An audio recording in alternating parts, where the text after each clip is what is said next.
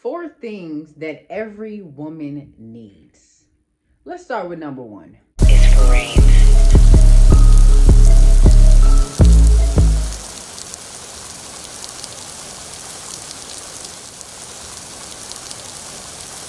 If you are not properly solidified, spiritually grounded in God, and in tune with who you are, you will begin to change everything about yourself depending upon who you are dating or who you are around in that moment. This goes further than intimate relationships. Sometimes you can get into an intimate relationship or you can begin dating, and depending upon what he desires, you would change who you are to fit that mold because you want to be accepted, you want to be desired, and you are trying to fill a void that you have to fill on your own. You have to fill with God. You have to be secure and grounded on yourself first so that you can stand as who you are completely when you step into any environment in any relationship. Some people change who they are depending upon their friend group. Now you're starting to act like your homegirls, and those not even really your homegirls or your homeboys. You just acting like what you around because you feel like it's better to conform or to dim yourself down so that you can fit in. You have to remain solid in who you are. But before you can remain solid in who you are, you need to find out who you are. Who are you? Do the self-work, meditate, pray, take yourself into new environments and places that challenge your internal self. Put yourself to the test. That's the only way that you can find out who you are and what it is that you desire and like. A lot of people will tell you, oh, you need to date in your 20s. Date as many people as you can. Go out and do this. Before you can date anybody, you need to date yourself. If you don't even know what you like to smell like, what you taste like, what you like to eat, where you like to go, when you get on these dates, you're going to take on what they like. Men be having to ask you, oh, well, what do you like to eat? I don't know. Well, where do you want to go to eat? I don't care. Girl, I'm going to need you to know where you want to go to eat. I'm going to need you to know what you like to eat. I'm going to need you to know your favorite perfume. Because when we get with a man, we study what he liked to eat, how he liked to eat, how he dressed down to his draw size. And you don't even know none of that information for yourself. So date yourself first, because if you don't, and you don't get to know you down to what you sexually like, down to what you spiritually are in tune with, down to what your mental state is, you're going to be all over the place. Going with the flow. Going with whatever them people you dating say. Get to know you first. There is nothing wrong with that, because you stepping out, not knowing who you are, it's a lot of manipulative people out here. A lot of narcissistic people out here. A lot of people who have God complexes. And if you're not solidified and grounded in God and in tune with who you are going to be used and abused. I have been used and abused. Okay?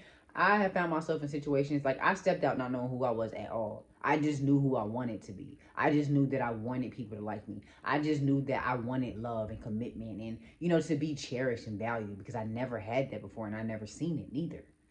So I stepped out not knowing nothing. And it took me going through the wolves, going through the lion's den to realize, okay, hold on. I can't just step out here any kind of way, because people will use and abuse me.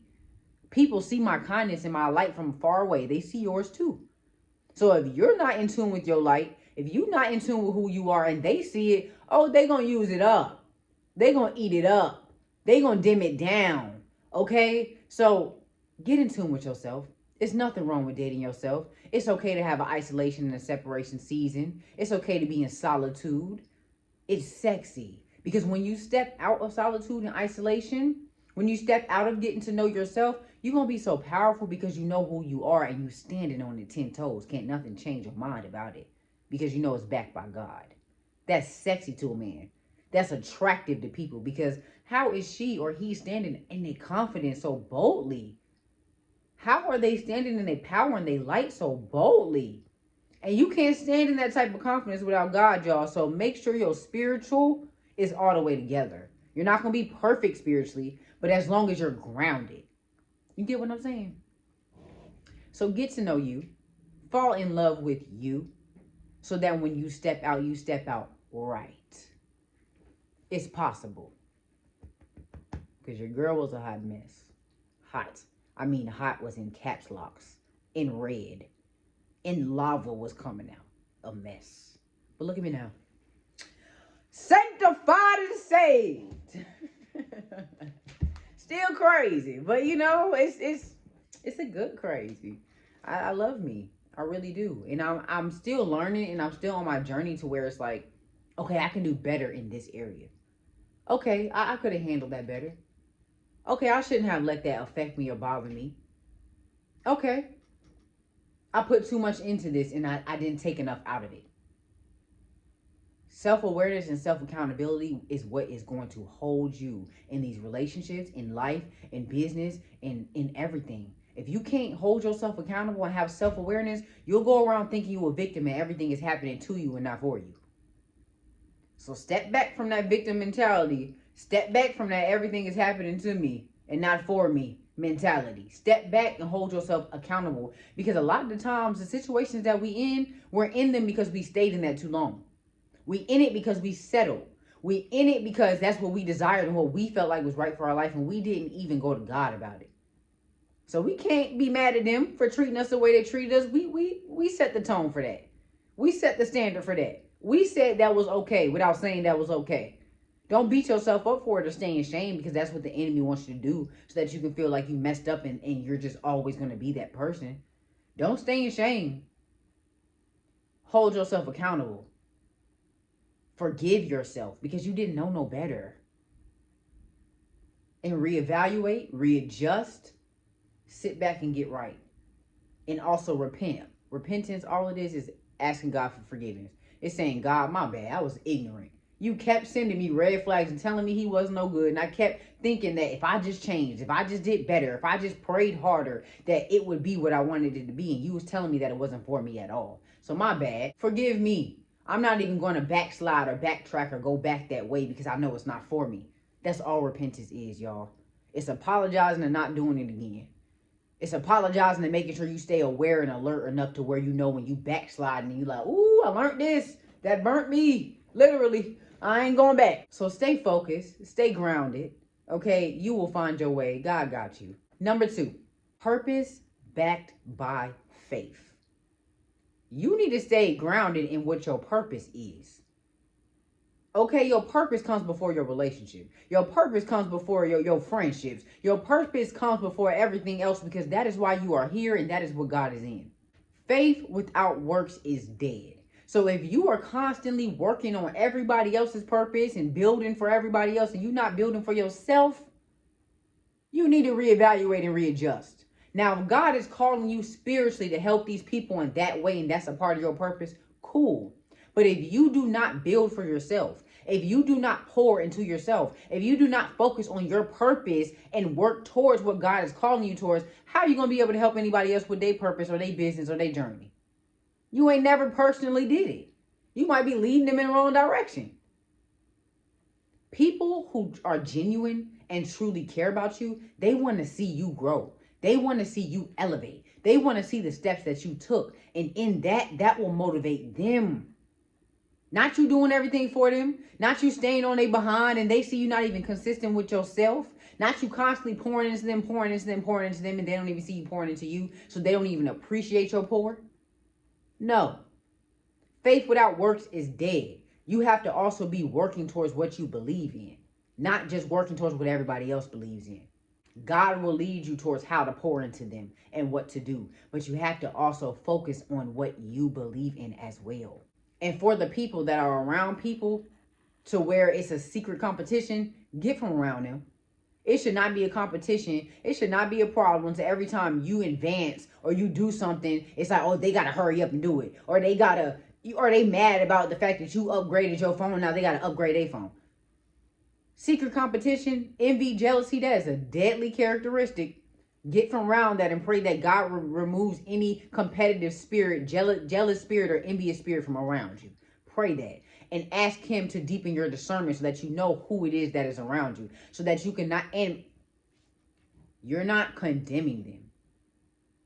You're not getting a hard heart because they're being competitive with you. You're praying for them, because we fight not against flesh and blood. It's spiritual at the end of the day. So something spiritually is not right with them that they need to be prayed into and for in order to be able to combat that spirit properly.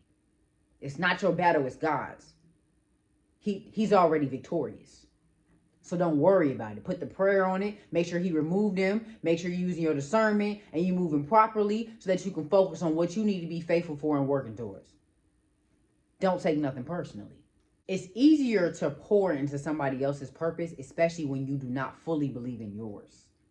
So keep that in mind every single time you're putting your stuff to the side to run to somebody else's. A lot of the times we be running to go help other people because we think, oh, that'll make them love me more. That'll make them appreciate me more. Oh, this will make them. You're not doing it out of a pure and genuine heart to where, oh, I really just want to help this person. You're doing it out of a manipulative place to make it be in your desires. You're trying to make it align with your desires.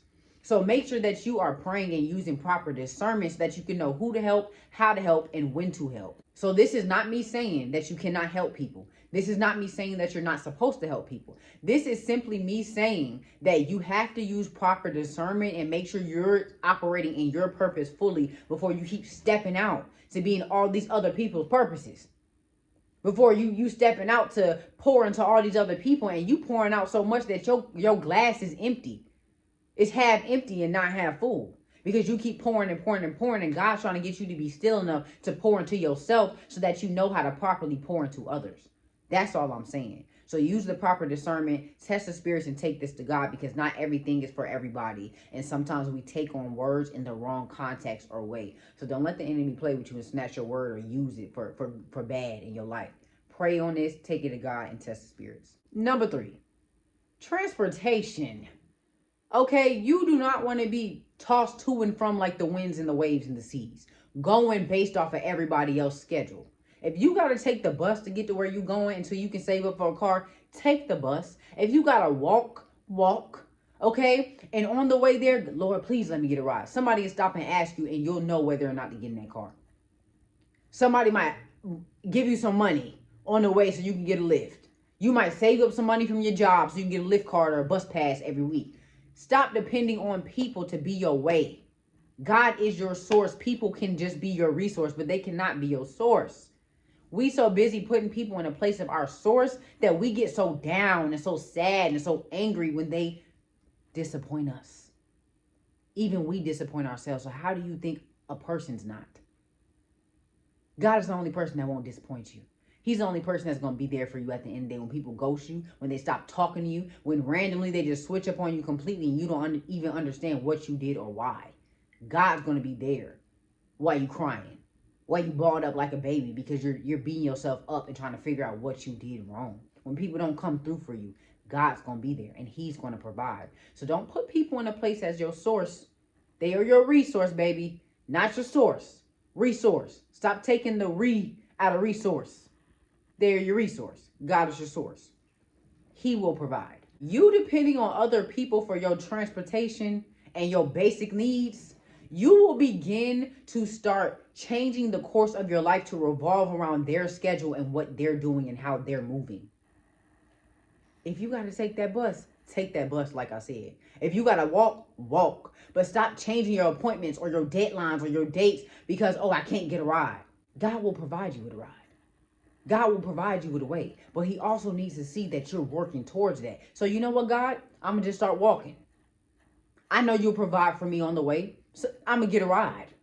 I'm going to get a random deposit where I can get a lift to the rest of the way. Faith without works is dead. So you just sitting at home like, oh, Lord, I don't have no ride. They ain't coming through, so I can't do it. Girl, get up and walk. Man, get on that bus. You don't know who you might meet on the way of you walking, or who you might meet hopping on the bus, who you might meet in a lift ride. You don't know what God has planned. You do not know his ways. So stop trying to take everything in your control and getting upset or just throwing in the towel every time something doesn't work out in the way that you planned it. Figure out another way and watch how God intervenes and shows you that he's got you, had you when you was worrying about it. So transportation is a must, whether you're driving, walking, or hopping on the bus, or catching a Lyft or Uber. Make sure you can get there regardless of if people come through for you or not. I'm to the point in my life where if I got to ride a scooter, I'm going to get on that scooter. Okay? If I got to ride a skateboard, I'm getting there. If I continue to depend on other people, and then get upset if they don't come through. It'll make me never want to move because dang, every time I try, people say they're going to be there for me and they don't be there. Every time I try, people say they're going to show up and they don't show up. Every time I try or I make a mistake, people ghost me. They don't talk to me no more. So you know, I might as well not try. That's what the enemy wants you to do. He wants you to give up. He wants to make things hard for you so that you can feel like God not going to come through for you. It's not going to work. And let me just throw in the towel and just give up on my purpose and my plan. No. By any means necessary needs to be your everyday motto and mantra. I'm going to make it by any means necessary. I'm going to get there by any means necessary. God's got my back and is going to provide for me by any means necessary. Speak it over your life and step out like you believe it. Okay? You got to have faith behind what you are believing that will happen. You can't just say, oh, I am amazing. I am victorious. But you don't believe it. So it's not going to align. You're just saying words at this point. You got to believe in what you are speaking out your mouth and what you are doing with your legs. Okay? Walk. Speak life. Go after it. No matter who show up. You already, listen, I already planned to walk if you didn't show up anyway, so that's not stopping me. But thank you so much for at least offering and saying that you could. I understand stuff comes up, but I'm already walking. God bless you. Have a great day. Period. Okay? Now you on the way to walk and some random money drop in your account. You can order you a lift and you getting there an hour earlier than expected. God got you.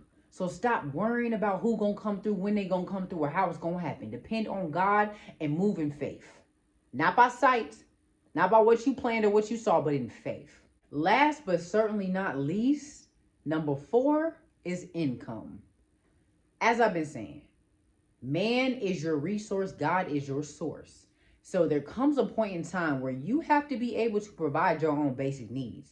If you can't provide your own basic needs, you will begin to date men off of how they can help you in your circumstances right now instead of looking at it from a futuristic standpoint. Marriage, kids, things of that nature. You'll be looking at it as, okay, well, how can he help me with my transportation, lightening my load with bills and things of that nature? That will cause you to settle in certain areas. It'll cause you to allow a man to do anything he pleases because he's helping you get by. So there comes a point in time where if you want to date, if you want to be looking for a husband or a spouse or a future partner, you can't be dating or looking at a man or a woman based off of basic needs. You should have your own transportation. You should have your own roof. You should have your own clothing. You should be able to provide your own food, your own substance. And I'm not saying solely yourself because God is your source. There's going to be days where you come up short. God will provide for you if that man cannot. Yes, if you have a partner and you come up short, your partner should be able to help you. Not saying that he's not supposed to, but you need to have your basic needs because a lot of us date off of survival and not date based upon what we desire in a relationship or what we're looking for. Sometimes, because we don't have our basic needs, we be settling in areas of our relationships. We be settling because it's like, oh, well, he can help me with this. Oh, well, he's been there for me. So, you know, I can't really be too mad because I remember when he helped me do this. If he cared about you and that's your man and that's who you've been with, that shouldn't be a factor in why you're even considering being okay with the way that he's treating you. No.